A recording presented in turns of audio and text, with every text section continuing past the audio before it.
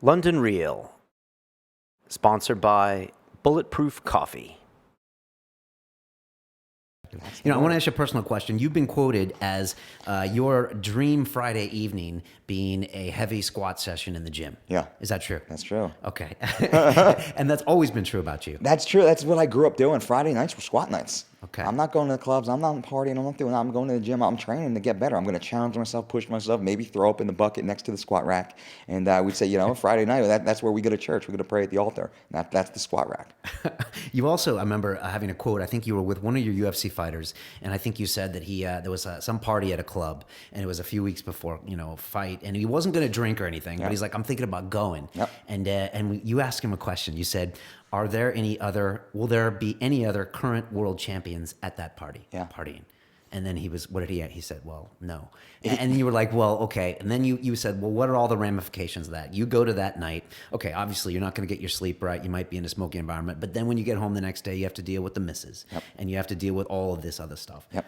And I'll let you kind of tell the story. Yeah, it was Thiago Alves. Oh, it's Thiago Alves. Okay. Thiago Alves is, he was known as the party boy for a while in his career before I was brought in, before his team hired me. His team hired me after he missed weight against John Fitch for the second or third time in his UFC career. He missed weight as a result of the poor weight cut and missing weight. He underperformed in that fight against Fitch. He was going to get cut from the UFC. They contacted me and brought me in and contacted UFC and said, listen, we're going to hire Dolce. Can you give us one more shot? They said, yeah, but we're going to cut his contract in half. So instead of making 60 and 60, they cut him down to 30 and 30 with one more opportunity, one more shot. A lot of pressure on Thiago, a lot of pressure on myself.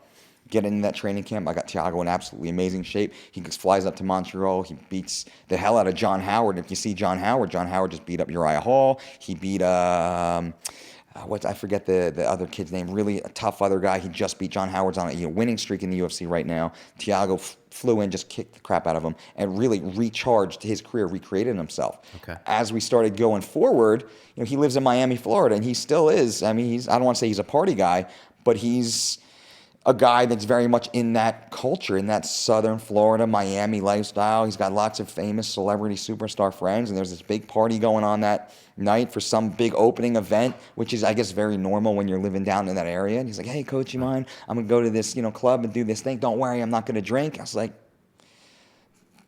it's not the drinking, Thiago. I said, well, okay. And I don't want to tell anybody what to do. I said, so, okay. Well, what other world champion athletes are going to be there? He's like, well, none. So, okay, what do you think about that? You think that's a good thing? He's like, well, it's the grand release or launch or whatever the big to-do was. I said, all right, well, that's fine for them. I said, what about for you? You got a fight coming up. You're a professional athlete. What's your goal? Is to be a world champion. I said, okay. So no other world champions thinks that it's proper to be there. So you're going to go there. You're going to take an hour or so driving there. You're going to stand around on your, sit on your ass for another 2-3 hours. You're not going to be eating the food you should be eating. Or you're going to be hydrated. You're going to be drinking water. You're going to be in a smoky environment. You're going to be around people that are partying, that do want you to do these things that you're doing. You're going to be around fast girls that everybody wants to hang out with Thiago. You show up with Thiago, you immediately go to the front of the line. You're VIP, bottle service. So all these things are going to be put in front of you while you're in the midst of a training camp that you need your rest, recuperation. You have training session coming up here. You're going to get home late, so you're not going to get proper sleep. Your schedule's going to be changed. Now, why are you going there again? And he's like, yeah, okay, I got it. Good point. I mean, let's be honest. There's probably, nothing glamorous about a fight camp. I mean, fight camp is hard, arduous. You might even argue boring work. Yeah. Right. Groundhog Day. It's okay, just the same rinse thing. and repeat. Rinse and repeat. Yeah. Yeah, I've seen fight diaries and stuff, and it's just Chris Liebman did one recently, and you could just see. I watched his fight diary for like 10 days before his last fight, and you could see he was just like, Jesus Christ. He even was joking with one of the fighters. He's like, "Is this glamorous? Is this glamorous? What we're doing? No. I'm going to my third training session of the day. Yeah. I'm eating this brown rice again. I'm doing this again." So. And that's the truth. There, a lot of people think they're grinders, right? It's a grind, man.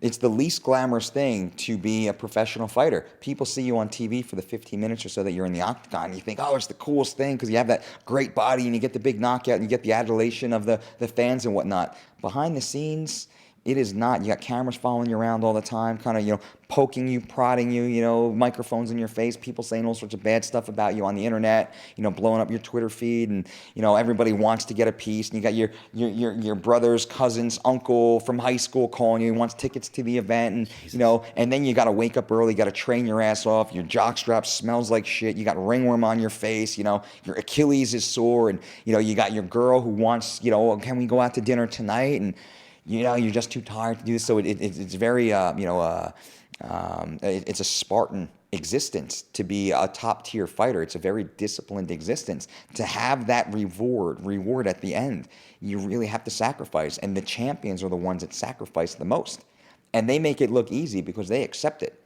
It's the guys that bitch and moan and complain. They're the ones that don't get to the top of the pile because they're not fully vested in the pursuit. I think it was Ali that said fights aren't won, under the bright lights. And I'm paraphrasing, they're won during the cold mornings, waking up before the rest of the world in the freezing snow. And you got to go out. If it's snowing outside, if it's raining outside, it doesn't mean the fight's not going to happen the day it's supposed to happen. It doesn't mean the guy's not training as hard as he's, needs to beat your ass. If you're sore, if you're tired, if you have if you need a root canal to get done, it doesn't mean that you're going to take off that day of training. You got to put in the work. You got to, and I like to say, chopping wood. You got to go out there. You got to chop the wood. The tree's not going to fall on its own. You got to go out there and chop that wood. Otherwise, it's not going to happen.